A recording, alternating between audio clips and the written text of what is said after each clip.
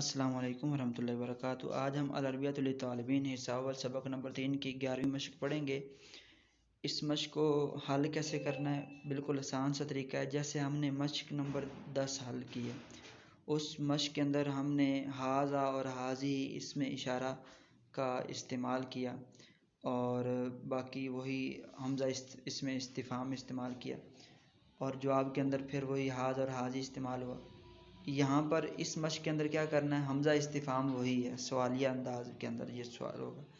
پھر اب یہاں پر انتا اور انتی استعمال کیا جائے گا، مذکر کے لیے انتا اور مؤنث کے لیے انتی۔ یعنی کہ اگر آپ کے سامنے کوئی بندہ موجود ہے اور اس سے آپ سے کہتے ہیں کیا تم حسن ہو، تو آپ عربی میں یوں کہیں گے انتا حسن، کیا آپ حسن ہیں۔ اب جب آپ نے سامنے والے سے گفتگو کی ہے تو آگے وہ جواب دے گا، تو اب وہ انتا کی بجائے آنا کہے گا کہ میں، یا تو یہ کہے گا نعم جی ہاں انا حسن، میں حسن ہوں، یا وہ کہے گا لا نہیں انا بکر، میں بکر ہوں۔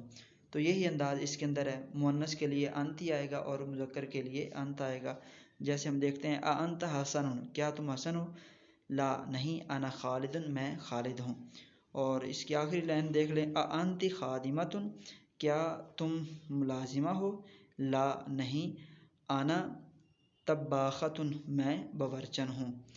یہ بالکل آسان سا طریقہ ہے، یہ باقی آپ خود حل کریں۔ اس کا دوسرا صفحہ بھی اسی طرح حل کرنا ہے، وہ بھی ہم تھوڑا سا دیکھ لیتے ہیں۔ یہ شروع میں لکھا ہوا ہے انت شرطی، کیا تم پولیس ہو یعنی پولیس آفیسر ہو، لا نہیں انا سباک، میں پلمبر ہوں۔